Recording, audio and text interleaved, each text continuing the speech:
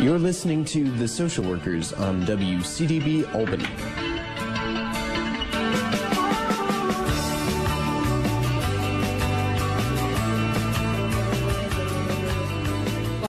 Welcome to the Social Workers Radio Talk Show. I'm your co-host, Alyssa Lotmore, and today we have a special guest, Bill Mannle.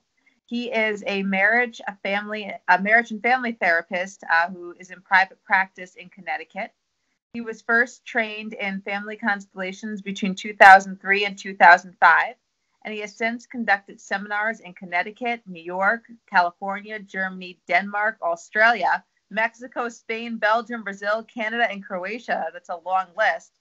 He has led workshops in schools for both adolescents and teachers and is currently exploring constellations as a method of supervision. So welcome, Bill. Well, thank you. So can you just get us started? Because I'm not really familiar with what family constellations are. So can you just get us started with what that is? Sure. It's a way of looking at your family system, basically on a multi-generational level. And the idea is if you in the present are feeling some sort of emotional resonance with probably someone in the past, maybe some grief, family constellations will look at that. And what we do look at is maybe you're feeling some sort of anxiety, but you don't know what the anxiety is based on. And the idea is in a system, the family just holds the energy. So you know in your own immediate family, like the family you grew up in, you could feel if there was tension in the house and if mom was mad at dad or there was something going on. Well, what this method looks at is expands it over generations. So if your grandfather, there was a trauma or tragedy in your grandfather's life, the question we would ask is, how does that trauma or tragedy still affect you today? Perhaps he had a brother who died when your grandfather was 5 and the brother was 4. Obviously, that would affect your great-grandmother, but how does it affect you? And how does your grandfather carry that and pass it down, that grief, that energy? And you might be carrying some of that residue. And what Constellations looks at is how to explore that and how to release it. And sometimes there's an emotional bond, a deep emotional bond. So you could be really deeply emotionally connected to some ancestor that you don't know about. And so it really ties in a lot about the generational trauma. And that was one thing that when I was reading your workshop overviews, I kept seeing that word, generational trauma. And it made me think a lot about how really does that impact individuals that you might not think are impacted because they weren't their direct person who was initially, exposed to that trauma. Well, there's what Bert Hellinger, who's the founder of Constellations, he would call events. He was interested in events. What were the events in your family? What were the early fates? Did your mother lose a child in childbirth? Did something happen to your grandmother when she was young? So those are traumas, but he would just call those events. And he would say those events are what shape us and what create the energy. If someone was excluded in the family system because they shamed the family, they married outside their culture, so they were never talked about again, that exclusion is a trauma to the system and has an effect, because where does that energy go? And how come someone in the present generation starts acting like Aunt Mary, and Aunt Mary they never knew anything about? Because Aunt Mary may have been sent to an insane asylum when she was 15, but you didn't know you had an Aunt Mary who was, Grandpa had sent away. So that's a trauma, but that affects the family system. So what the Constellations looks at is both personal trauma, things that happen to you and I, right, in the present, growing up or later in life, and then there's generational trauma, things that happen to people in the past. It's really fascinating how you're talking about this. And I was also seeing in one of your workshops this idea of a living map. Can you talk a little bit more about what that is? Well, I first was doing this work a lot with teenagers, with adolescents, and I wanted to come up with a visual sort of icon that they could latch onto, and then the idea of a map made sense. A lot of people like that. So, you have a road map to go somewhere. Of course, now we have all these apps that send us everywhere we want to go. But a living map is so you have an issue, and basically what a constellation does is we set up the issue with using participants, using representatives. And so it becomes like a living map. Here's the issue in 3D, so to speak. Okay. So that's why I call it a living map, because it's living, breathing. Yeah. Now, what has inspired you to, I mean, you've traveled all over the world giving workshops. What has motivated you to spread this knowledge about it? Well, I think it's a combination of both. People seem to like how I do the work and how I present the work and how I offer the work. And mostly who I do workshops for is other professionals, not always, but other professionals. I think they want to learn something that, the way I've learned how to do it. So there's that. And it's also, the work is very profound. I've seen people who've been stuck going to psychotherapy for 20 years, and then they have a constellation, and it opens a door. And it's not that the psychotherapy before didn't help, but sometimes this one constellation, literally in 15, 20, 30 minutes, sort of moves all the blocks out of the way. And they have this profound sense of release. Now, in your workshops, you said you give them to professionals. Do also individuals? Not totally, but many of the places I go, it's a combination of professionals and just people who want to come and do personal work.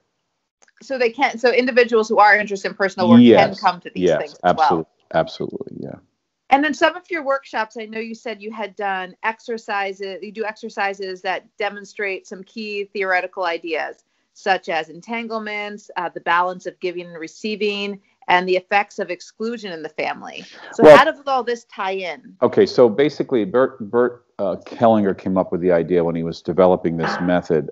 He was looking at the family system, and he came up with, I don't like to call them rules, but sort of like precepts to what he's seen. So basically, one of the precepts is everyone has a right to belong to the system. So regardless of what they did, regardless of what the event they did, even if they were a killer or murderer, if they were born into the system, they belong. Sometimes those people are excluded, and when an exclusion happens, it changes the energy in the system. Sometimes a stillborn is not named, so you may have a sibling born before you, or just was stillborn, so they didn't live. They weren't named, and you think you're the firstborn, but because they were excluded. But that exclusion has some sort of energy. They still belong to the system. So that's one of the first precepts is everyone has a right to belong. The other precept or idea is parents give and children take. So parents come first, and the biggest gift that comes from the parents is life. I mean, that's a fact, right? Regardless if you're adopted or not. Parents, life comes from a mother, right? And so they give to us, and we receive it or take it. When that balance is skewed or turned around, it creates detrimental effects for, let's say, the daughter or the son. So if the daughter or son tries to give to the mother, try to take care of the mother emotionally, try to mother the mother, it'll have an effect on their life. The only one who can mother the mother is the mother's mother, even if that woman is gone. And this is not to say that, as our parents age and stuff, we don't become good children and we make sure their health is good and stuff. I'm talking about early on when we're little. Yeah. So that's one of the precepts. And then entanglement. Sometimes we become entangled with the emotions of someone in the system. We can talk about present day. You probably know people, I know people who are over emotionally involved with their parents. And that can be detrimental. So how does the work look at that so the person can break free of that? And some of the emotional involvement is the need to take care of mom, the need to emotionally help mom or something. So we become entangled. Or we could become entangled with someone else's fate, maybe grandpa or grandma. And that usually shows up for me as something that you're not sure of. If you feel it, but it doesn't really feel like yours. Obviously, with mom, it's a little closer, but then there's this other feeling, like it feels like I have this I'm always sad, but it's clearly not my mother. Why am I always sad? And it could be someone else in your system.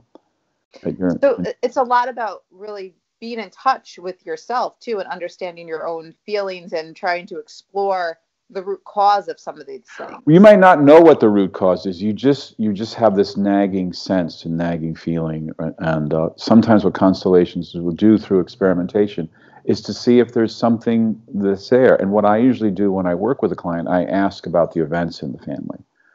You know, how many siblings do you have? Did your parents lose any children? Were there any significant fates? Did your father lose somebody when he was younger? Did your grandmother lose somebody? You know, was there immigration? Was there slavery? Were people in the war? Were people forced out of their homes? Did they have to flee for their lives? All those are traumas, and we could be carrying some of those. The question is, how do they manifest today? I'll give you one example. So there's this thing I call flight energy. So it's very common in, it'll show up sometimes in anxiety or sometimes in hyperactivity. Flight energy is if your ancestors were forced to leave their land because of religion. It's not that they emigrated because they want to make a better economic life for themselves, but they were forced out, right? Because of war, religion, race, either during the pogroms in Russia or during Nazi Germany. And so the ancestor goes from the one country he thinks is safe to the next country he thinks is safe. So, you know, feel into this, right? They're moving, constantly moving. And then they finally maybe land in America. Well, that energy of fleeing where does it rest? It somehow gets passed down. Yes. And so you see it in someone who needs to move all the time, needs to, you know, every 2 years they're moving. And it could be connected to that ancestor, because it hasn't had even though they landed and they started a family and they did well and they're safe, the energy is of leaving and the pain of what they left behind still comes forward. This is really fascinating. I'm surprised I've never heard of this in my years of practice. And I'm sure there's some other individuals who haven't. So I'm really glad that we have this radio show right now, but that you're also spreading the word through workshops. You're going to be at the University of Albany giving a workshop. And I'm excited about that, yes. now, how do individuals who maybe are not able to attend the workshop, or maybe they're listening to this at a later date and have already missed the workshop, how can they find out more information about this? Well, there's my website. I have a website here at billmannle.com. I'm also have a little center with my colleague Ed Lynch. It's the New England Center for Systemic Constellations, or the newenglandcenter.com. I can probably best if I send you some links. There's no like overlapping organization. There is the U.S. conference, constellations.com. It might have links, but let me send you some links. Yes. Of people, and I can include them right with the caption of the show. I would do that. People in New England, I'll send you, maybe a dozen links of people that they can pick and choose. Colleagues, people I know who are doing the work in different parts of the country. That would be great, because I feel like this is a less familiar, I guess you should say, or less popular practice that people might not know about, but they might benefit from. I think so. I wouldn't say less popular, but less known about, maybe. Well, I mean, because it takes it takes its origins. I mean, the methods that were included. Bert Hellinger was in the Second World War. He was a missionary in South Africa, so he worked with the Zulus, and that's really where he was a priest at the beginning. That's really where he learned about ancestors and the respect for ancestors and tribal ceremony and ritual. And then when he came back to Germany, he left the priesthood and studied traditional psychoanalysis and kind of followed the wave of whatever the therapies were at the time. There was Gestalt therapy, family therapy, primal scream, NLP, and he did some work with Virginia Satir, who was doing family sculpting, who was using these sort of improv, theatrical kind of methods that would open up deeper spaces using other people to represent family members. Jacob Moreno, who did psychodrama, which is a traditional healing method, he incorporated some of those aspects into the work as well. And it's really fascinating. And people say, well, how does it happen? And when you're in a family system, there's things that are unspoken. You could go to school as adolescent, and it's a Friday, and it's a great day, and you're going to see your friends, and maybe there's a football game that night, and you feel great. And you come home, and because you're an adolescent, you don't need a babysitter. You come home, and as soon as you walk in the house, you know something's wrong. You can just feel it, right? And then 5 minutes later, your mother calls and says, Grandma died, or the dog got run over by a car, or something. But you know it. So people say, how does that happen in a group? It's the same. We carry our energies everywhere. So when the group starts to hum, you could be representing my mother, and you'd pick up aspects of her, and you say, well, what is that, channeling? And then, no, I don't think it's channeling. I just think it's, you carry your family energy with you, and if you're close enough to someone, they'll pick it up.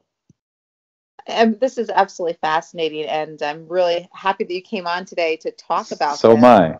I'm glad you're going to be coming to the University at Albany. And like I said, the one thing I like about having this show is that we can archive this, we can save this, and people can listen to it at any time. So I like to be able to capture just different methods of social work practice, different ways, and have us all be able to kind of look and see what's out there as a lot of our students listen to these shows and just become more familiarized with the different practices. Well, that's great. And just so you know, I mean, there's colleagues. I like to work on the personal, individual basis. I have friends that work on social constellations. So you can take these themes and look at social issues between two groups. Bert did a lot of work between two groups. One of the first generation practitioners, Albrecht Marr, went to Rwanda soon after the Civil War and did a lot of healing work between the Hutu and the Tutsis, the two groups that were killing each other, and with constellation work.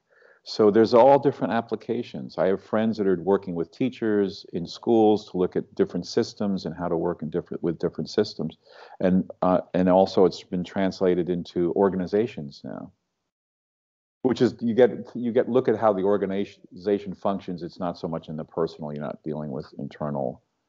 But there's trauma in organizations as well, and there's all kinds of issues. So yeah, so it has many applications, which I think are great. Well, I'm seeing that. I'm hearing that. I can tell as you're talking about it, the passion that you have for it, Mm-hmm. and it's definitely fascinating. And I'm really glad that you came on today. So, just for our listeners, again, we're here with Bill Mannle. He is a marriage and family therapist talking about family constellations. And he'll be at the University at Albany very soon to give a presentation. Do you know the date, actually? It'll be warmer. Yes. April 12th. April I think 12th. it's a Friday. I think I'm doing a 3-hour presentation. I could be wrong, but I believe it's like 1 to 4 or 1 to 5, 3 or 4 hour presentation in the afternoon. Yes, so spread the word.